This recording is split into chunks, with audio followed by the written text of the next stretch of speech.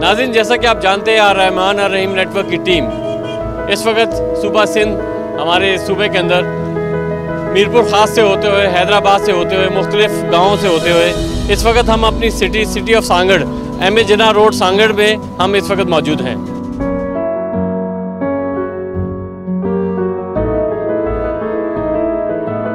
जब हमारे दिल के अंदर दूसरे भाई के मुतालिक खैरखाई होगी तो आगे वाले के दिल में खुद ब खुद हमारे लिए खैरखाई पाई जाएगी।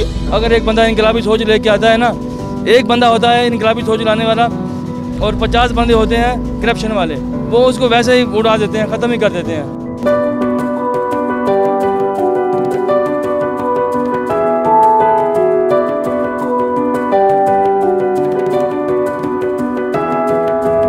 जो खामी अभी की है, आइंदा आने वाले दिनों में हम करें कोशिश कि मतलब ये चीज़ खामी ख़त्म हो जाए। हम किसी सियासी तंजीम के खिलाफ नहीं है, हम किसी शख्सियत के खिलाफ नहीं है। हम तो ये कह रहे हैं कि ये जो लोगों का, आवाम का हाल है, ये किसकी जिम्मेदारी है?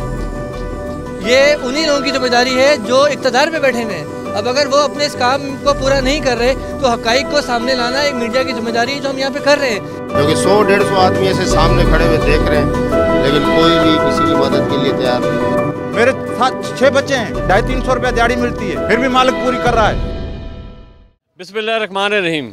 मैं आमिर रफ़ीक और मेरे साथ खुर्रम गुल और रहमान और रहीम नेटवर्क की जानिब से आपकी खिदमत में हाजिर।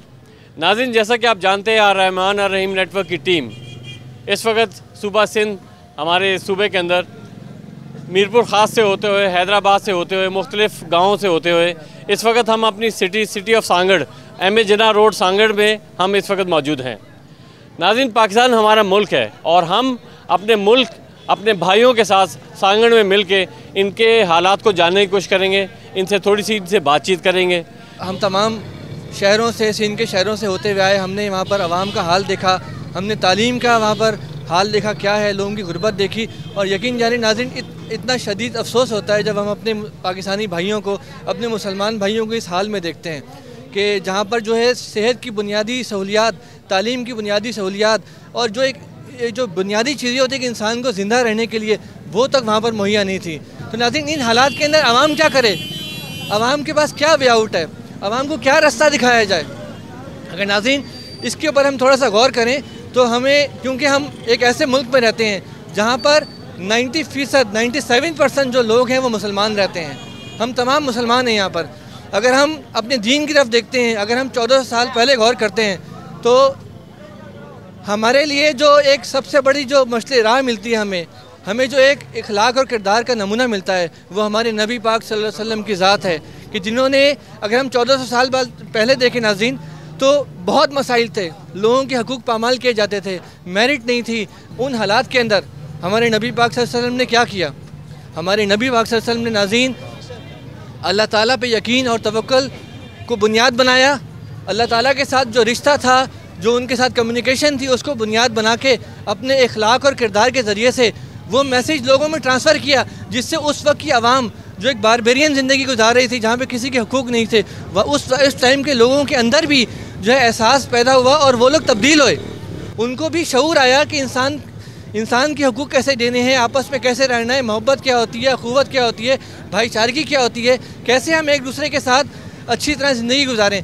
आज हमने कोई नई चीज़ नहीं करनी है, हमने आज इन्हीं असूलों को एक दफ़ा फिर अपनी बुनियाद बनाना है। हमने इन असूलों को एक दफ़ा फिर इनको अपना फुट स्टेप बनाना है। एक दफ़ा फिर हमने आपस में उसी इत्तेहाद को, बरकत को, उसी भाईचारगी को अपनी बुनियाद बनाना है, एक दूसरे को माफ़ करना है। ये बुनियादी दर्स है इस्लाम का नाज़रीन। इस वक्त की जो अव्वलीन तरजीह है वो हमारी आपस में यूनिटी है, हमारा आपस में इत्तफाक है। क्योंकि नाज़रीन, झाड़ू की मिसाल ले लें, झाड़ू के तिनके अगर बिखरे हुए होते हैं तो उनकी कोई वैल्यू नहीं होती, लेकिन जब एक जगह जमा हो जाते हैं तो सफाई का काम भी करते हैं और वक्त आने पे उससे पिटाई भी हो सकती है। तो इसलिए नाज़रीन, हमें एक दफ़ा फिर जो है अपने बुनियादी जो इस्लामी इक़दार हैं उनको जगाना होगा, अपने भाइयों के अंदर उस चीज़ की अवेकनेस करनी होगी, उनको ये एहसास दिलाना होगा कि अभी बहुत कुछ बाकी है, क्योंकि इस्लाम जो है वो मायूसी की बात नहीं करता। दीन हमें सहारा देता है, दीन हमें सपोर्ट देता है, दीन हमें भाई भाई बनाता है। हमारा दीन अब वही एक पावर रह गई है जिसको अगर हम अपनी ज़िंदगियों में ले आएँ तो आप नाज़रीन, खुशी सिर्फ़ एक महल्ले में या मुल्क में नहीं देखेंगे, आप घरों से देखेंगे और पूरी उम्मत में देख सकेंगे। आइए नाज़रीन, प्रोग्राम शुरू करते हैं, लोगों से बातचीत करेंगे अल्लाह के नाम से जो अर्रहमान और रहीम है। मैं मजदूरी करता हूँ। मजदूरी करते हैं, क्या हालात हैं यहाँ के? ये हालात बहुत बुरे हैं। कुछ अपने दिल का हाल बयान करें। दिल बात है ये, तो 5-6 बच्चे हैं, गुजारा नहीं होता है, 200-250 रुपया दिहाड़ी मिलती है, आटे में पूरा हो जाता है, हर चीज़ से महरूम है। बच्चे कफलत से गुजारते हैं, बीमार हो जाते हैं तो फिर पड़े रहते हैं अल्लाह के आसरे पे। अल्लाह के आसरे पे गुजार रहे हैं। अपनी दिल का हाल बताएं कि क्या महसूस करते हैं जब तंगी आती है, जब परेशानी आती है, जब बच्चों के लिए कुछ आप करना चाहते हैं नहीं कर पाते, आपके दिल में क्या है, आप खुल के बताएं। बस खुल के ये बताते हैं, बस अल्लाह से मांगते हैं और किसी से मांगे। इधर भाई हैं 12.5 में, किसी को कुछ नहीं देता, अल्लाह से मांगते हैं, वो देता है हमारे को, अल्लाह का शुक्र है। बस हमारा दिल का हाल है वो उस मालिक को है, वो हमारे को दिल में है। क्या चाहते हैं, कैसा देखना चाहते हैं आप अपने शहर को? सस्ता ही होना चाहिए, साफ़ सुथरा ही होना चाहिए, सस्ता ही होना चाहिए, गरीब के लिए सुख होना चाहिए, 2 टाइम की रोटी मिल जावे वो भी गनीमत है। अच्छा, आप ये बताएं कि आप माशाल्लाह यहीं पैदा हुए हैं सांगड़ में? जी हाँ। अच्छा, आपके यहाँ पे जो बेसिक जैसे होता है अस्पताल और तालीम, उसका क्या मेयार है यहाँ? तालीम का मयार कोई नहीं है, तालीम नहीं है इतनी इधर। आपने अपने बच्चों को कहाँ पढ़ाया? हमने सांगड़ में पढ़ाया है, मगर तालीम वो बच्चों के पास नहीं है, टीचर नहीं पढ़ाते। टीचर नहीं पढ़ाते? नहीं पढ़ाते। तो क्या उनको कोई तालीम, मतलब उनको मैट्रिक तक मैट्रिक स्कूल है यहाँ पे? हाँ, कॉलेज है, मैंने 2 लड़कियाँ पढ़ाई हैं अभी। अच्छा। 11 क्लास में अभी पढ़ रही हैं, मेरे 12 क्लास में जी। 12वीं क्लास में मुझे 12 पढ़न था, न्याणियों मुझे। अच्छा। वो 12वीं क्लास में पढ़न थी। अच्छा। पर उन जो तालीम जो खर्चो पूरा ना आए तो वरी घर भी आ रहे चाहिए। क्या आपको वहाँ पैसे आपके लगते हैं? हालांकि तालीम तो फ्री होती है। तालीम तो फ्री होते हैं, खर्चा होता है, स्कूल फीस होती है जो स्कूलों की। हाँ जी। वो नहीं बर्दाश्त कर सकते, वो आप बर्दाश्त नहीं कर सकते। तो तालीम तो नाज़रीन फ्री है, समझ नहीं आ रहा कि अगर तालीम गवर्नमेंट की है तो फिर किस तरीके से पैसे ले रहे हैं आपसे? तालीम तो फ्री है मगर स्टूडेंट में फीस होती है, स्कूल की इम्तिहानी फीस होती है, वो देनी पड़ती है। 10वीं क्लास में मैंने 2 लड़कियां 12वीं क्लास में पढ़ रही हैं इस वक्त भी। मैं ये कहूँगा नाज़रीन के ये हमारे सलमान भाई हैं, आप देखें कि ये तकलीफ़ में भी हैं, बड़ी मुश्किल से वक्त गुजार रहे हैं, लेकिन रिस्क हलाल कमा रहे हैं, अपने बच्चों की परवरिश भी कर रहे हैं, उनको तालीम भी दे रहे हैं, और ये बहुत बड़ी बात है कि इन हालात का मुकाबला कर रहे हैं। अच्छा, आप ये बताएँ कि आपको जब कोई परेशानी से गुजर रहे होते हैं तो आपने कहा आप अल्लाह ताला पूरा कर देता है, तो ये जो आपकी ईमान की ताकत है, क्या आप समझते हैं कि ये आपको बहुत सारे मसाइल से निकाल देती है? हाँ, बिल्कुल निकाल देती है। हमारा वो अल्लाह है, हमारा वो रसूल है, हमारा बोला हुआ है अल्लाह रसूल ने। हमारा ईमान है, मजबूत है, मेरे से मांगो और किसी से नहीं मांगो। हाथ बाजू सलामत होए तो सब कुछ आपके साथ है। मांगना बुरी बात है, वो ही पूरी करता है। उसने वायदा किया हुआ है रोटी का, जब तक सांस है तुम्हारे दिल में, तुम्हारे को किस चीज़ की तंगी नहीं दूंगा। तुम मेरे ईमान पे रहो, अल्लाह को सजदा करो, नमाज पढ़ो, हकलाल का रोज़ी कमाओ। हकलाल पे हो रही है, इतनी बरकत है, मैं बोलता हूँ तो समझ में नहीं आ रहा हमारी कैसी पूरी हो रही है। मेरे साथ 6 बच्चे हैं, 5 लड़कियाँ 1 लड़का है मेरा, पर वो मालिक की ज़ात पूरी कर रहा है। 250-300 रुपया दिहाड़ी मिलती है, फिर भी मालिक पूरी कर रहा है। 12वीं क्लास में मैंने 2 लड़कियाँ पढ़ रही है इस वक्त, अभी भी स्कूल में चलो मेरी 2 लड़कियाँ स्कूल में है, तीसरी लड़की मेरी 6ठी क्लास स्कूल में पढ़ रही है। अल्लाह का शुक्र है, मेरा बच्चा 2री क्लास में है भी हाथ से माजूर, मगर पढ़ रहा है, वो रक्षे में जाता है। वे अल्लाह की मेहरबानी है, किसी के हाथ हम हाथ फैलाएं। अल्लाह का शुक्र है, हमारे बाजू सही हैं, हमारे आंखें सही हैं, हमें अल्लाह का शुक्र अदा करता है। 200-250 रुपया हम इज्जत से खा रहे हैं, पी रहे हैं, किसी के सामने हमारे को हाथ नहीं फैलाना पड़ता है। मालिक के बड़े एहसान है हमारे ऊपर, हमारा ईमान है। आवाम की हैसियत से हमें आपस में कैसे रहना चाहिए, क्योंकि अगर हम एक दूसरे का साथ दें, आज एक दूसरे की मदद करें मुसलमान होने की हैसियत से, तो आप समझते हैं कि हमारे कम से कम एक दूसरे की यूनिटी से तो कुछ हालात बेहतर होंगे ना? आप क्या पैगाम देंगे? हमारा पैगाम है बिस्मिल्लाहिर्रहमानिर्रहीम, ला इलाहा इल्लल्लाह मुहम्मद रसूलुल्लाह। एक भाई के हैं, एक अम्मी, एक बाप के हैं, कोई किसी का ये तरफारदी कुछ भी नहीं है। हम एक बस में आपस में मिल के रहें, पाड़े 3 का ख्याल करें, एक दूसरे का ख्याल करें, कोई तंगी आ नहीं सकती। हमारा ईमान है ये। पाड़े में बैठे हुए हैं, एक दूसरे भाई हैं, मैं आपके काम आऊँगा, वो मेरे काम आएगा। हम सिर्फ पड़ोस में मोहब्बत करें, इखलाक करें, जो हमारे नबी करीम सल्लल्लाहु अलैहि वसल्लम ने हमारे को पैरवी इख्तियार दी है, उस पर हम अमल करें। हमारा अमल है नहीं, बस हम कुछ भी और किस चीज़ की तंगी नहीं है हमारे, अल्लाह का शुक्र है। हम भाई हैं, पाड़े में रहते हैं, एक भाई है, मुसलमान भाई है। नबी करीम सल्लल्लाहु अलैहि वसल्लम का कौल है तो सबसे पहले पाड़े वाला, बाद में रिश्तेदार। हमारा उस पर ईमान है। सबसे पहले पाड़े वाला। हम पाड़े में मोहब्बत करें, इखलाक करें, किसी के पास नहीं है उसको देवें, दिलाएं, हमारा यही ईमान है। ये हालात है कि गरीब जो है वो पिस रहा है, जैसा चक्की में पिसा जाता आटा, गरीब से गरीब होता जा रहा है, अमीर से अमीर होता जा रहा है। क्या है कि ये महंगाई ने कमर तोड़ दी है। एक तो ये पेट्रोल दिन ब दिन बढ़ जाना, गैस चूल्हे नहीं जल रहे घरों के अंदर, लकड़ियाँ जलाकर गुजारा कर रहे हैं। हुक्मरान जो है ऐशी कर रहे हैं, अपने ऐवानों में बैठे हुए हैं, इनको गरीबों की परवाही नहीं है। अगर ख़ास तौर पे आपके शहर के क्या मसाइल हैं? हमारे सांगड़ शहर के मसाइल ये है कि गैस नहीं है और गरीब जो है, सड़कें वगैरह टूटी हुई हैं। जब भी बरसातें पड़ी थी, इन बरसातों में सारे के सारे रोड बैठ गए हैं, नए सिरे से कोई तामीर नहीं की गया। ये एम ए जिना रोड का हाल देख लें आप, ये पी साहब पगारे का शहर है।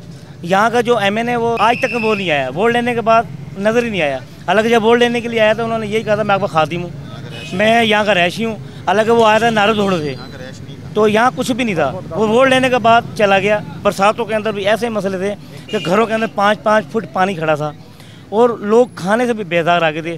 3 महीने कारोबार बंद था यहाँ पे, इतना कारोबार बंद था कि लोगों को खाने के लिए कुछ भी नहीं था। अल्लाह के आसरे पे इन्होंने अपना गुजारा किया और अल्लाह ने ही दिया। कुछ अमदाद आई, पर वो अमदाद ऐसे आई कि कुछ गल सड़ गई, सेंट्रल जेल सांगड़ है वहाँ पर चला दी गई। कोई जिनके पास सिफारिश थी उनको गंदम मिली, बाकी जो मेरे जैसे गरीब इनको रह दिया, इनको किसी को गंदम नहीं मिली। तो आइंदा आप क्या लाए अमल इख्तियार करेंगे? आइंदा यही सोचा कि हम शहर के अंदर अपनी फजा पैदा करें, हम अपना कोई लीडर पैदा करें और ऐसा लीडर पैदा हो जो रोड भी तामीर करें और घरों तक, यानी गैस का जो मसला है, ये गैस का मसला हल होना चाहिए। बाकी पेट्रोल हर महीने हर हफ्ते बढ़ता रहता है और गरीब से गरीब पिसता जा रहा है। आटा नहीं मिल रहा है, चीनी नहीं मिल रही है। अब वो जैसे भाई ने कहा कि 250 रुपये दे रही है, कम से कम 500-600 रुपये खर्चा है। अब वो 600 रुपये खर्चा कर रहा है, वो 250 रुपये मजदूरी ले रहा है। वो 250 रुपये खर्च करके बकाया वो फिर कर्जा ही हो गया।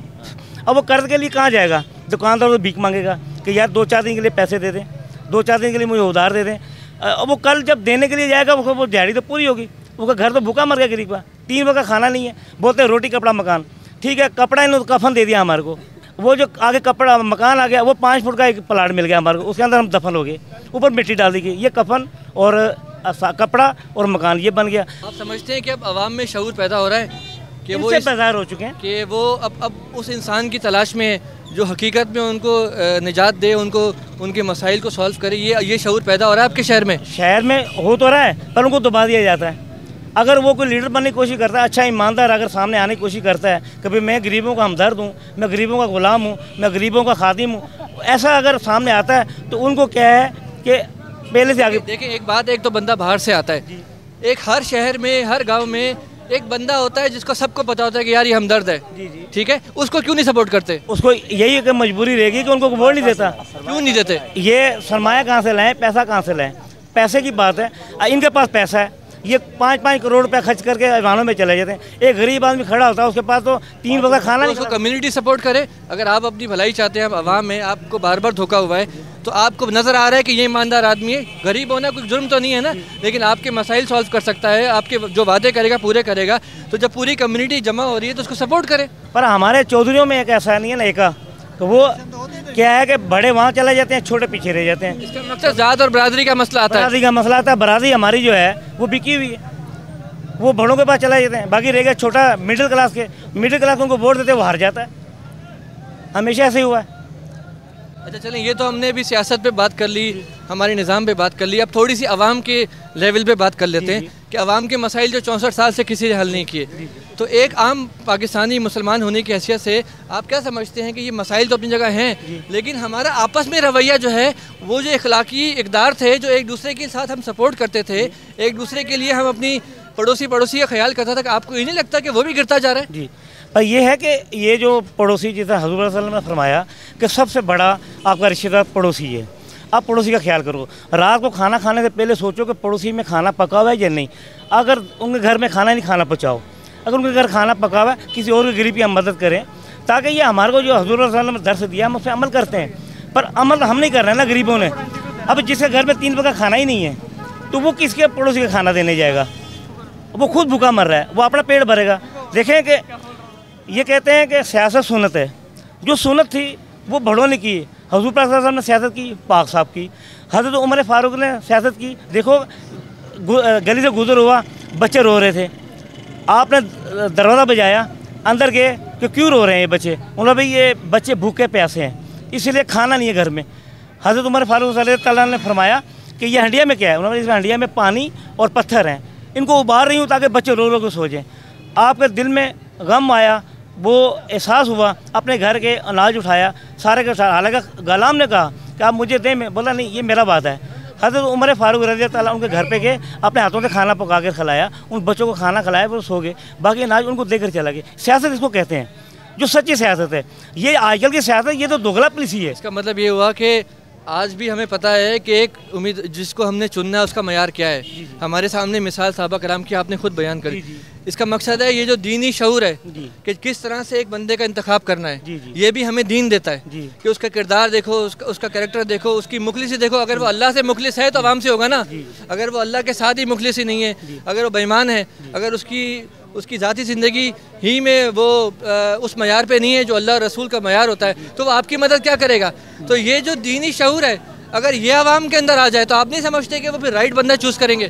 सर ये है कि मैं खुद इलेक्शन में खड़ा हुआ था, मेरे सामने ताकत वाला था, वो जीत गया, मैं हार गया। क्या कि मेरे पास वसाइल नहीं था। हमारे प्रॉब्लम ये है कि हमारे जितने भी लोग हैं झूठ बोलते हैं। आप सल्लल्लाहु अलैहि वसल्लम के पास एक बंदा आया, उसने कहा या अल्लाह मुझे एक नसीहत कीजिए।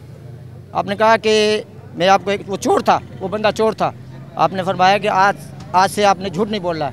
वो जब भी चोरी करने का इरादा जाता है, वो तो बोलता है भी आप सल्लल्लाहु अलैहि वसल्लम के पास मैं जाऊँगा तो मैं चोरी कर ले जाओ। उसने जो है ना चोरी करना छोड़ दी, सच बोलना शुरू कर दिया। तो हमारे तो ये जितने भी सिर्फ अल्लाह वालों के सिवा, अल्लाह वाले लोग हैं, उनके सिवा आपका मीडिया हो, आपका जो है ये सियासतदान हो, कोई भी हो, वो सब झूठ बोलते हैं। हमारे इतने प्रॉब्लम है कि आप जैसे कि भाई ने कहा मेडिकल में चले जाओ तो आपको दवाई नहीं मिलेगी, डॉक्टर होगा तो दवाई नहीं मिलेगी, रिसीव करेंगे भाई नवाज शाह चले जाओ, हैदराबाद जाओ। स्कूलों में ये हालत है कि वहाँ पर गधे और भैंस और बकरियाँ बंधी हुई है, कोई निज़ाम नहीं है, कोई किसी को पूछने वाला नहीं है, किसी का कोई दरख्त उठा के ले जाए। अभी मैं यहाँ से गुड़ का एक ये जो है ना पीसी जो पड़ी है, मैं उठा के ले जाऊँ, इस बंदे को इतनी ताकत नहीं होगी कि मेरे को ये मेरा गिरबान पकड़ ले, मेरे में इतनी ताकत है।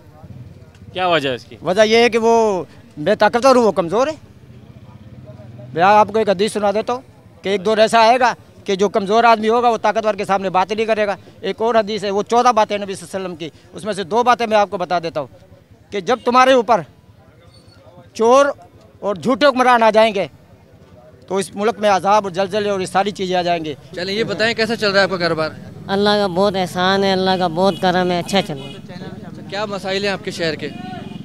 हमारे शहर के बहुत मसाइल हैं, पर असल में बात यह है कि आज हम बात तो कर देते हैं कि हमारे ऊपर हुक्मरान जालिम है, हमारे शहर के जो बड़े बड़े ओहदेदार हैं ये हमसे नाइंसाफ़ियाँ करते हैं, पर अगर हकीकत में देखा जाए तो हमने आप सल्लल्लाहु अलैहि वसल्लम के तरीक़ों को छोड़ दिया। इसकी वजह से अल्लाह पाक हमसे नाराज़ हैं। और अल्लाह की मदद कब आती है? जब हमारे तरीक़े आप सल्लल्लाहु अलैहि वसल्लम वाले तरीक़े होंगे। नबी करीम सल्लल्लाहु अलैहि वसल्लम का इरशाद फरमाने वाली शान है। आपने फरमाया कि मुसलमान वो है जिसकी ज़बान और हाथ से दूसरे इंसान को तकलीफ़ ना पहुँचे। अगर हम सिर्फ इस एक ही हदीस पर अमल करते हुए सब लोग ऐसे हो जाएं कि हम दूसरे इंसान को, मुसलमान की बात नहीं, आप सल्लल्लाहु अलैहि वसल्लम ने कुल कायनात की बात की, तमाम इंसानों की, हिंदू मुसलमान सब, जब हम सब ये करेंगे कि हमारी ज़बान और हाथ से दूसरे को तकलीफ़ न पहुँचे तो मैं समझता हूँ कि अमन का गहवारा मुल्क बन जाएगा, मुआशरा हमारा सुधर जाएगा। आज ज़ख़ीरा अंदोज़ी जो होती है वो भी हाथ से तकलीफ़ पहुँचाने वाली बात है, दूसरों पर बलेम इल्ज़ामात वगैरह जो हम लगाते हैं वो भी सारा कुछ ऐसे ही है। तो हमारे कौल व फ़ैल में बड़ा तज़ाद है। अल्लामा इकबाल ने कहा कि गुफ्तार के गाजी बन गए, किरदार के गाजी बन न सके। आज हमें अफसोस है कि आज हम तकरीरें लंबी लंबी करते हैं, मसाजिद वगैरह बैठ गए, लेकिन उनको कौल व फ़ैल में तो बड़ा तज़ाद नज़र आता है। तो हमें नबी सल्लम के तरीके यही हैं कि दूसरे इंसान को तकलीफ़ न पहुँचे, दूसरे को हम तकलीफ़ न पहुँचाएँ और एक दूसरे के साथ ताउन और मदद करें और अमन का गहवारा बन सकता है। और अमन दीन जो है ये अमन आतिशी का दीन है। अगर हम अल्लाह और रसूल सल्लल्लाहु अलैहि वसल्लम से मोहब्बत का दावा करें, ठीक है जी, और हम फ़ख्र भी करें कि मुसलमान हैं जी, लेकिन हम उनकी बात नहीं माने, तो ऐसी मोहब्बत किस काम की है? बिल्कुल दुरुस्त कह रहे हैं। अब आज यूँ मिसाल हम देंगे कि नाम के तेरे सदके जाऊँ और काम के तेरे नज़दीक न जाऊँ। हम ऐसा कुछ कर रहे हैं। आप अंदाज़ा लगाइए कि नबी करीम सल्लम की जो ज़िंदगी है, अल्लाह पाक कुरान में फरमाते हैं कि तुम्हारे लिए उसवतुल हसना है, उनकी ज़िंदगी तुम्हारे लिए नमूना है। अब आप देखेंगे नमूना ये कि नबी करीम सल्लम ने पूरी ज़िंदगी के अंदर झूठ नहीं बोला, आपने धोखा नहीं दिया, आपने किसी को फ़रेब नहीं दिया, आपने किसी के साथ ज़्यादती नहीं की। वो सारे के सारे जितने अमल हैं उसके बरक्स हम कर रहे हैं। हम झूठ बोल रहे हैं, फ़रेब दे रहे हैं और अपने आप को मुसलमान समझ रहे हैं। मुसलमान तो वो है जिसकी ज़बान और हाथ से दूसरे इंसान को तकलीफ़ न पहुँचे। आप देखें, आप शर्मशार थे, आप बहादुर थे, आप निडर थे, आप दलेर थे, ये सारी की सारी चीज़ें हमारे अंदर जब आ जाएंगी तो फिर तरीका यही है असल में। ऐसा नहीं है कि कहीं हम किसी कोने में बैठ कर ये सब कुछ करें। इबादत का मकसद भी यही है कि हम ताबेदारी करें अल्लाह के हुक्मों को जो माने, और यही ताबेदारी का मकसद, इबादत का मकसद ही ये है। भाई ने जितनी मिसालें दी आप नबी पाक सल्लल्लाहु अलैहि वसल्लम की सीरत के हवाले से, कोई इन्होंने बड़ी बड़ी इल्मी बातें नहीं की, कोई इन्होंने गहरी बातें नहीं की, सिर्फ वही बुनियादी बात की जो कैरेक्टर की बातें होती हैं। आज हमारे मुल्क को इसी कैरेक्टर की ज़रूरत है, इसी तमाम जो किरदार और इखलाक की जो हम अल्लाह के रसूल सल्लल्लाहु अलैहि वसल्लम ने हमें तालीम दी है, इसको दोबारा से अपनाने की ज़रूरत है। कोई लंबी चौड़ी चीज़ें हमने नहीं सीखनी है, इसी को अगर हम दोबारा अपना लेंगे तो एक दफ़ा फिर, जैसे भाई बोल रहे हैं, अगर हम बेईमानी नहीं करेंगे, दूसरे के साथ नाइंसाफ़ी नहीं करेंगे, दूसरे के साथ जुल्म नहीं करेंगे, किसी के साथ फ्रॉड नहीं करेंगे, अपनी कमिटमेंट पूरी करेंगे, किसी भाई से गलती होती है उसको माफ़ कर देंगे, दरगुजर कर देंगे, तो यही तो बुनियादी किरदार है एक मुसलमान का, जिसको अपना के एक मिसाली माशरा कायम किया जा सकता है, जिसका जिक्र इस भाई ने किया। जी आमिर, कुछ पूछेंगे आप? बस मैं ये कहना चाहूँगा कि हदीस मुबारक है, आप नबी करीम सल्लल्लाहु अलैहि वसल्लम ने फरमाया, तुम में से हकीकी मुसलमान वो है जिसका इखलाक सबसे अच्छा है। तो हमें अपने इखलाक को बुलंद करना पड़ेगा, और हर इंसान में कोई ना कोई कमज़ोरी होती है, उस इंसान को उस कमज़ोरी के साथ कबूल करना पड़ेगा। जैसे कि आप नबी करीम सल्लल्लाहु अलैहि वसल्लम ने सबको गले लगाया, तो हमें सुन्नत मिली कि हमें सबको भाई भाई बन के रहना चाहिए। आज ये बताएं कि आजकल जो हालात है, इसके हवाले से आप अपने शहर के हवाले से क्या आप हालात को कैसे देखते हैं? हालात तकरीबन बिल्कुल बेकार जा रहे हैं। हम ये समझ रहे हैं कि हम तो पश्ती की तरफ जा रहे हैं, बिल्कुल तरक्की की तरफ नहीं। तरक्की की राह पर तो जब गामजन होंगे, जब हम एक दूसरे से सच्चे हो जाएंगे, मुनाफिकत छोड़ देंगे। आप सल्लल्लाहु अलैहि वसल्लम ने फरमाया कि जो आदमी मुनाफिक है वो जहन्नम के सबसे निचले दर्जे में होगा, और जहन्नम की जो वो उस कैफियत को हम समझ नहीं सकते। आज हम जिस कैफियत में यहाँ खड़े हैं, ये भी जहन्नम की कैफियत है। आप देखें चारों तरफ धूल है, मट्टी है, सलाइंसर खुले हैं, धुआं आ रहा है। ये क्या है? ये कि हम अजाब की कैफियत में, हम जन्नत में नहीं हैं। और अगर मुत्तकी और परहेजगार का मकसद भी यही नहीं है कि मस्जिद में आप कोने में बैठ जाएं, जंगल में जाएं। मुत्तकी का मतलब है साहबे किरदार होना, कि इंसान को साहबे किरदार होना चाहिए। ये बताएं कि आपने बोला कि मज़ाब की कैफियत में, तो आपको क्या लगता है कि अज़ाब अल्लाह की तरफ से आया है या हमारी अपनी हाथों की कमाई है? ये बिल्कुल हमारी अपनी ही नतीजे में सब कुछ आया है, अल्लाह की तरफ से। देखें ना, जब आप देखें बारिश है, बारिश अल्लाह ताला जब बरसाता है तो आप अपनी छत नहीं बनाएंगे तो पानी अंदर आ जाएगा। और आप यकीन करें कि अल्लाह का कानून कभी नहीं बदलता। उसकी जद में जो भी आता है, बादशाह हो, बच्चा हो, फ़कीर हो, और आप देखें जब आग लगती है, बच्चा भी उसमें जल जाता है, जवान भी जल जाता है, मुसलमान भी जल जाता है, काफिर भी जल जाता है। तो अल्लाह का कानून कभी नहीं बदलता। अल्लाह के कानून को समझें और उसके मुताबिक अमल करें। मैं समझता हूँ कि अल्लाह पाक कुरान में फरमाते हैं हमारी सुन्नत कभी तब्दील नहीं होती। आप कम अज़ कम अल्लाह के कानून को अपनाएं तो सही। खाली और वजीफे और चिल्ले और इनसे काम नहीं होगा, आपको अमली जद्दोजहद करनी होगी। बिल्कुल आप अलैहिस्सलातु वस्सलाम की जो तालीमात हैं कि प्यार, मोहब्बत, एहसान और दरगुज़र के साथ हम मुसलमानों के साथ, अपने भाइयों के साथ हम पेश आएँ। जब हमारे दिल के अंदर दूसरे भाई के मुताल्लिक़ खैर खाई होगी तो आगे वाले के दिल में ख़ुद ब खुद हमारे लिए खैर खाई पाई जाएगी, आ जाएगी।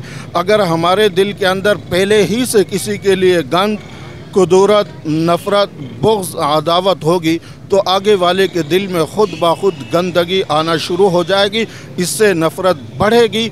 अपने दिल को हम साफ़ रखेंगे, इसार और क़ुरबानी को हम तरजीह देंगे और अपने भाइयों के साथ हम कसर खाने वाले बनेंगे तो इंशाअल्लाह हमदर्दी का, इसार का जज्बा जो है हमारे अंदर पैदा होना शुरू हो जाएगा इंशाअल्लाह। अच्छा बाबा, क्या आपका नाम क्या है? हमारा नाम मिस्री है। मिस्री? हाँ। अच्छा, आप कहाँ रहते हो? मैं जमाली पेट्रोल के आम साम रहते हैं। हमारी झोपड़ी में सारे मकाने गिर गया।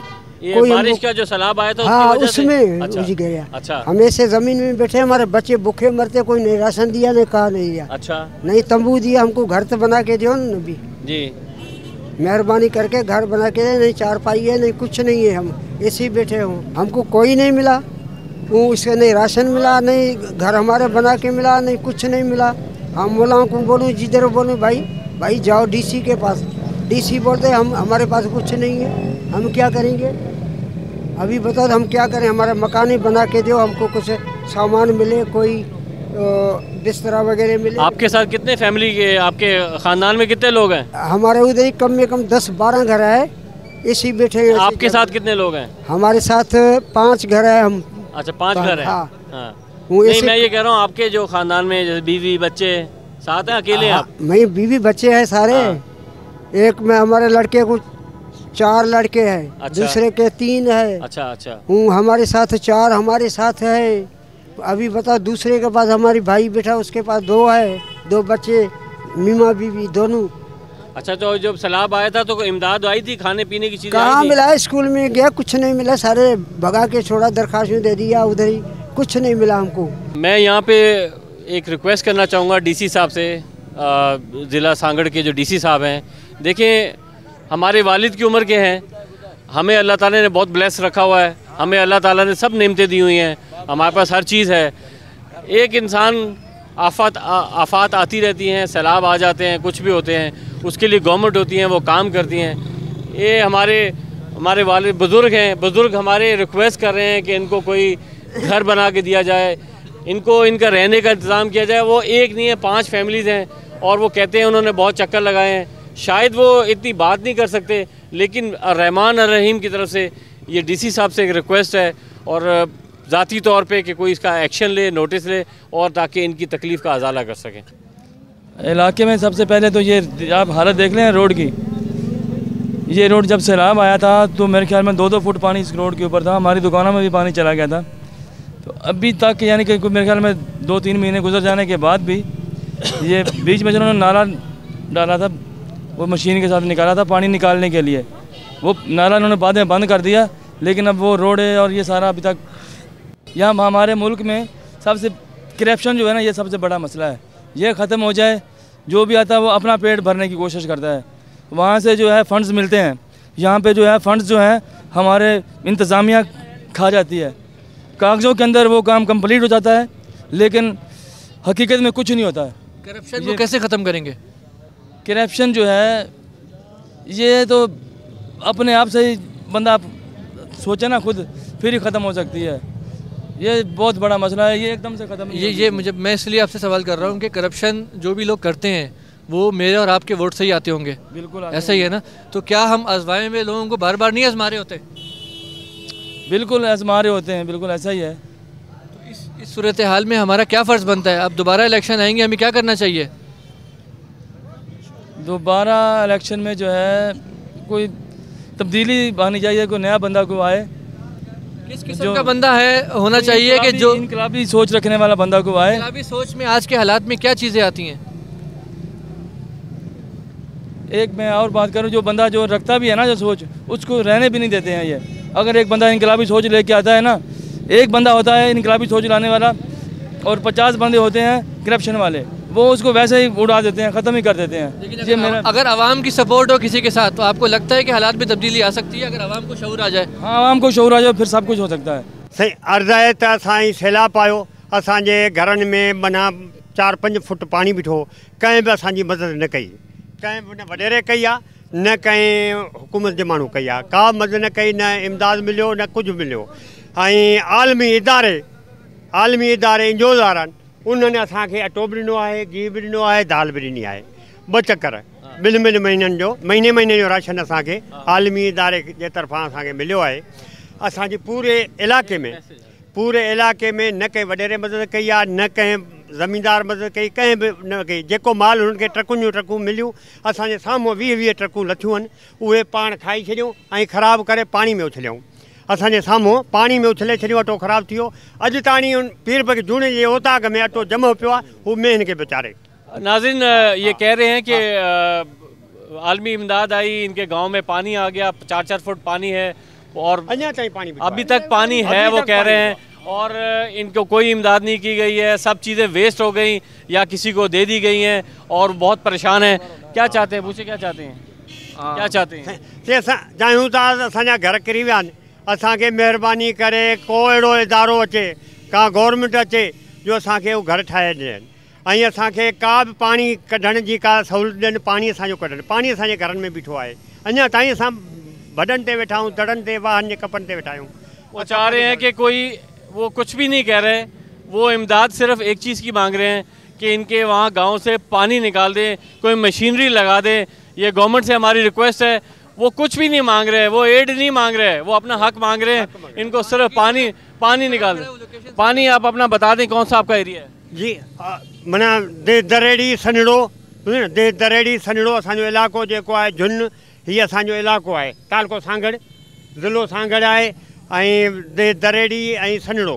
ये बता रहे हैं कि एमपीए के घर भी गए हैं, उनका 4-10 चक्कर लगाए हैं, उन्होंने भी इनकी मदद नहीं की।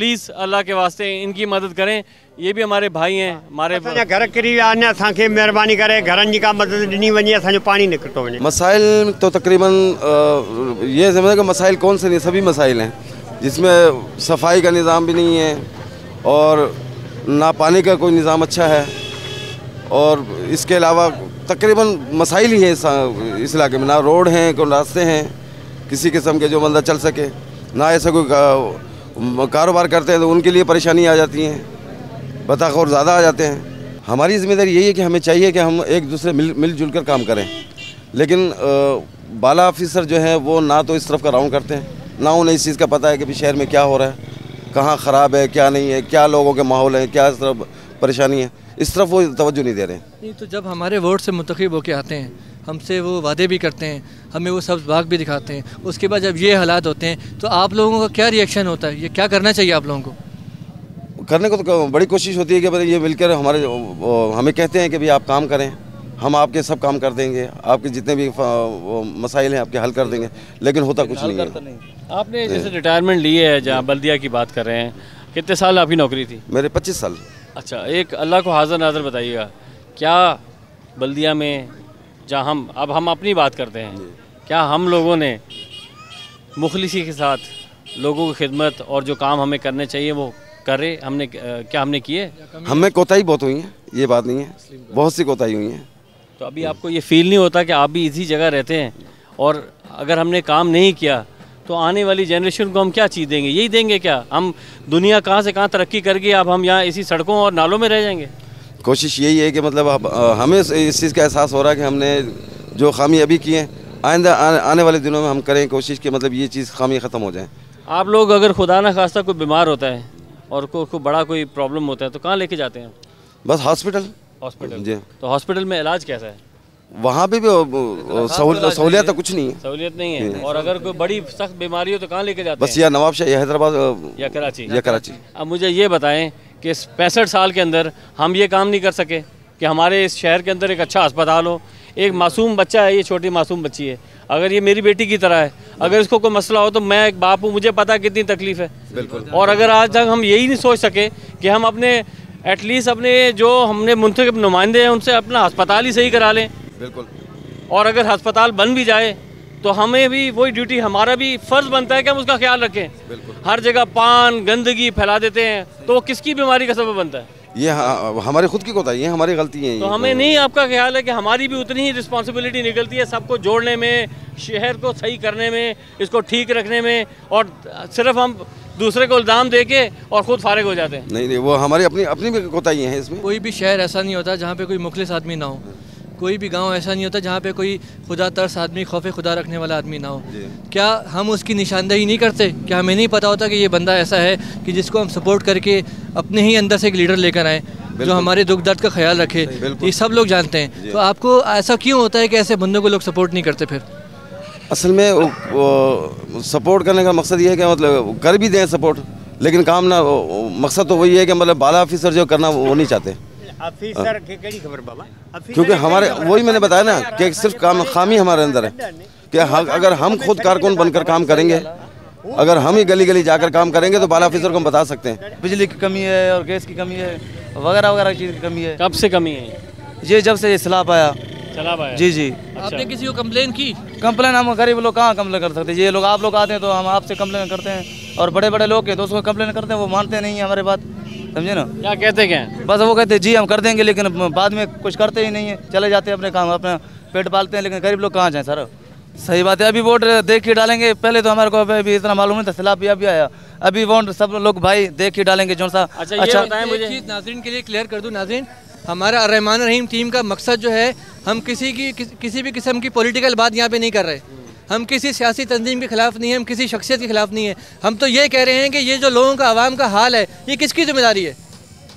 ये उन्हीं लोगों की ज़िम्मेदारी है जो इक़्तिदार पे बैठे हुए हैं। अब अगर वो अपने इस काम को पूरा नहीं कर रहे तो हक़ाइक़ को सामने लाना एक मीडिया की ज़िम्मेदारी है जो हम यहाँ पे कर रहे हैं। इसमें किसी भी किस्म की पॉलिटिकल बात हम नहीं कर रहे हैं। और दूसरी बात ये है कि ये जो लोग हैं ये अपने मसाइल खुद अपने मुँह से बता रहे हैं। किसी के पास गैस नहीं है, किसी के पास पानी नहीं है, किसी के इलाके में पानी खड़ा हुआ है, किसी के पास रोज़गार नहीं है, किसी के सैलाब में घर बह गए।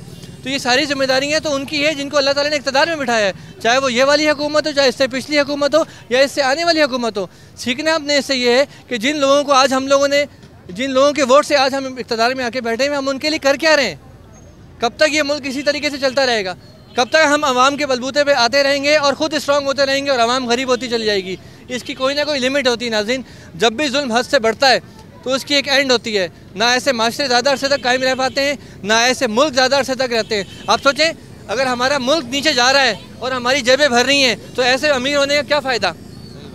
मुल्क अगर हमारे हाथ से ये निकल जाता है, खुदा न खास्ता जो आज़ादी हमने हासिल की है हम इसको दोबारा खो देते हैं, तो ग़ुलामी में रह के ना अमीर की वैल्यू है ना गरीब की वैल्यू है, ना किसी की इज़्ज़त है ना किसी की आबरू है। ये हमें सोचना है कि अगर हमारा मुल्क ही नहीं होगा तो हमारी ये पर्सनल एसेट्स, ये हमारी जायदादें, ये जो हम जमा कर रहे हैं, ये हम गरीबों का हक मार रहे हैं, ये कहाँ जाएगा? इसका कोई फ़ायदा नहीं है। इसलिए खुदारा अल्लाह अपने आप को स्ट्रॉन्ग करें, इससे कोई किसी को एतराज़ नहीं है। अल्लाह ताला ने अगर आपको किसी पोजीशन में बिठाया है, आपको जो इंसेंटिव गवर्नमेंट देती है वो लें, लेकिन जो इनका हक निकलता है वो उनको साथ साथ दें, वरना ये गरीब लोगों की ज़िंदगी, मयारी ज़िंदगी यही रहेगी। हमारा मुल्क भी दुनिया में तमाशा बनता रहेगा, लोग हमारा मजाक उड़ाते रहेंगे, ये लोग जो है पिसते चले जाएंगे और इन हालात से हमें कोई निकाल नहीं सकेगा। चाहे हम जितनी दुआएं कर लें, जितनी इबादतें कर लें, जब तक हमारे अपने हाथ इन्वॉल्व है जिन चीज़ों में हमारी अपनी कोताहियाँ हैं, हम उसको रियलाइज़ नहीं करेंगे, हम तौबा नहीं करेंगे, हम अपनी इस्लाह नहीं करेंगे, ये हालात कभी चेंज नहीं होंगे। मैं नवाबशाह रहता हूँ। नवाबशाह रहते हैं? हाँ, तो यहाँ हम मार्केटिंग वगैरह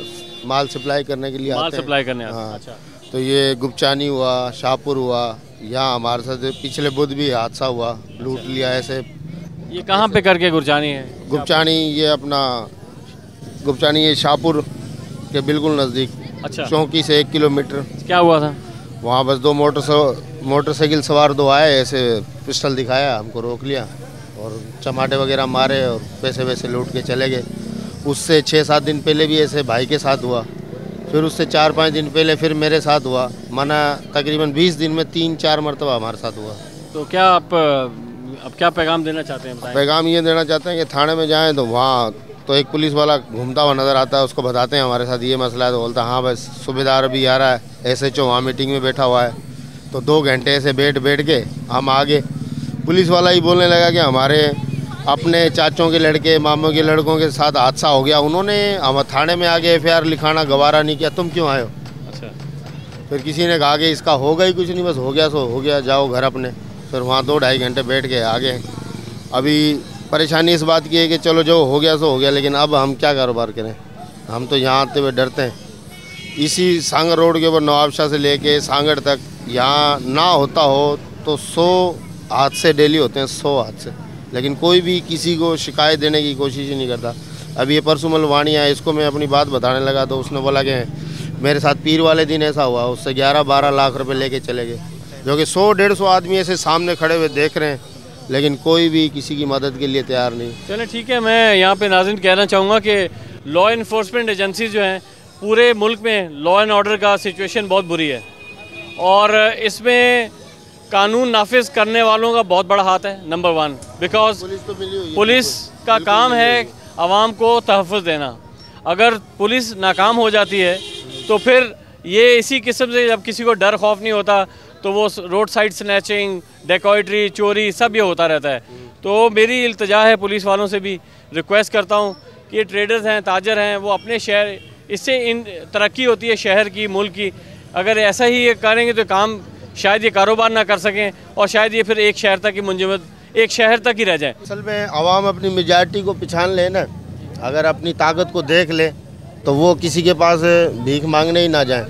सबसे पहले तो वो किसी को चुने, अच्छे आदमी को, और अच्छे को अच्छा कहें, बुरे को बुरा कहें। ऐसे लोग खड़े तो हो जाते हैं यहाँ, 10-10 रुपये बांट दो तो सारे आवाम इकट्ठे हो जाते हैं। वो ये नहीं सोचता कि 10 रुपये लेने से हमारी करोड़ों की इज्जत चली जाएगी या हमारी कारपत चली जाएगी या हमारे बड़ों ने क्या किया क्या नहीं। बस आवाम का भी ऐसा जहन हुआ पड़ा जैसे मुफ्त में कोई चीज़ मिल जाए। जैसे हुक्मरान है, मैं तो समझता हूँ आवाम भी उससे ज़्यादा नाइल है। अच्छा, जो अपने बारे में सोचती नहीं है। मैं और आप भी आवाम में से हैं। सही बात। आज आपकी बात आपके भाई सुन रहे हैं पाकिस्तानी। सही बात। आपकी बात सुन के हो सकता है बहुत सारे लोगों के अंदर ये एहसास बेदार हो जाए कि आवाम जो है उसको जिंदगी आगे क्या करना है इस मुल्क के लिए, तो क्या फ्यूचर डिसाइड करना चाह रहे हैं। तो आपको ऐसा पैगाम दें जिससे एक उम्मीद पैदा हो और लोग जो है अपना रास्ता निकालने के लिए राइट डायरेक्शन में जाएँ। असल में ये तरीक़ेकार आवाम जब समझेगी जब वो अपना पावर पिछानेगी। जैसे किसी के साथ भी शहर में किसी के साथ कोई नाजायज़ी हो, वो अपने एक डिसिप्लिन के साथ एक के साथ हो तो 100 आदमी इकट्ठे होके अपने एमपी के पास जाएं या किसी के पास भी जाएं, उन्हों को डायरेक्शन दें, लेकिन वो मिलेंगे नहीं। वहाँ फिर पुलिस एक दूसरे के साथ ताउन नहीं करते लोग। हाँ ना, लोग ताउन ही नहीं करते। अभी मेरे साथ कोई परेशानी है तो मैं 4 आदमियों को बोलता हूँ कि यार मेरे लिए फैसले में चलो या थाने में चलो, कोई भी नहीं आता। बहाने करने लग जाते हैं, भाई हमारे साथ ये है, मैं हमारे साथ ये।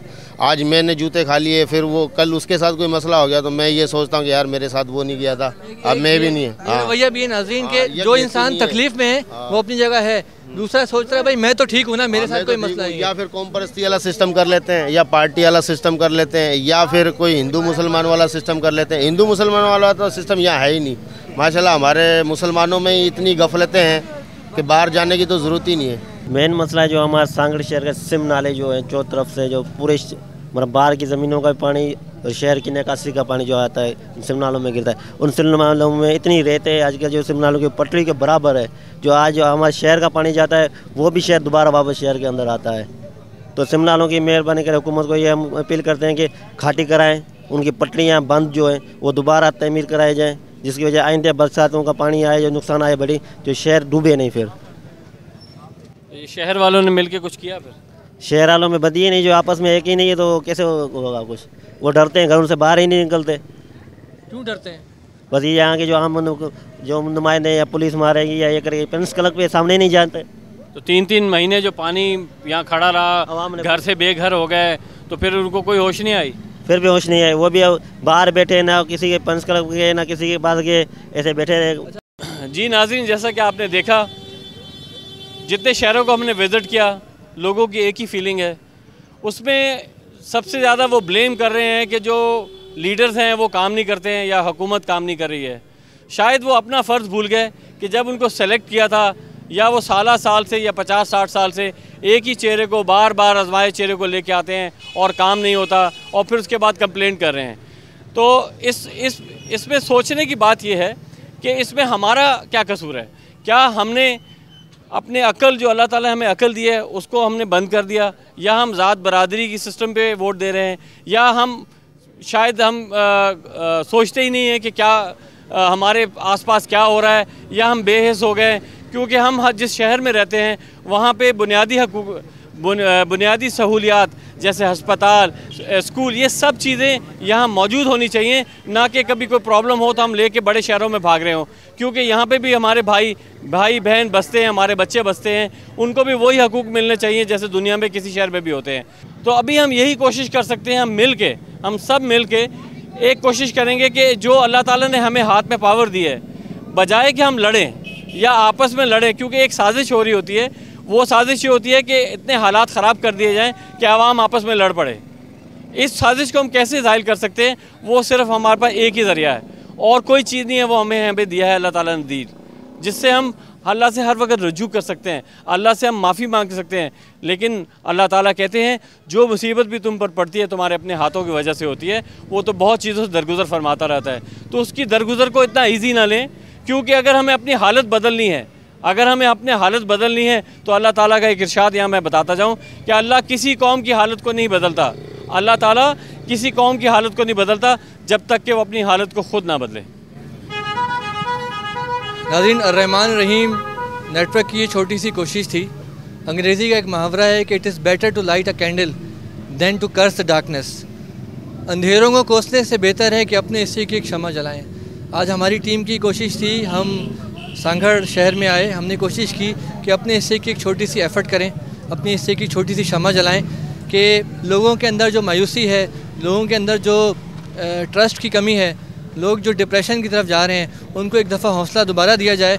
उनके साथ जो हमारे दीन का जो मैसेज है, जो कि अमन व सलामती का है, जिसके अंदर अल्लाह ताला हमसे खैर व बरकत के वादे करता है, जिसमें अल्लाह ताला हमें सब्र शुक्र कनात की तालीम देता है और एक मुश्किल हालात से लड़ने के लिए पूरी एक तरबियत देता है। इस मैसेज को इस शहर के लोगों से शेयर करने की कोशिश की। हमें अपने लिए, अपने कल के लिए, अपने बच्चों के फ्यूचर के लिए आज से सोचना है। नाज़रीन, इसी पैगाम को लेके अर्रहमान रहीम की टीम अब कुछ और जगह जाएगी। हम सिंध के कुछ और शहरों में जाएंगे, वहाँ पर भी लोगों से बात करेंगे और वहाँ पर भी उनके तासुरात आप तक पहुँचाएँगे। फिलवक्त खुर्रम गुल को और आमिर रफ़ीक को इस प्रोग्राम में इजाज़त दीजिएगा। इंशाल्लाह दोबारा आपसे मुलाकात होती है। अल्लाह हाफ़िज़।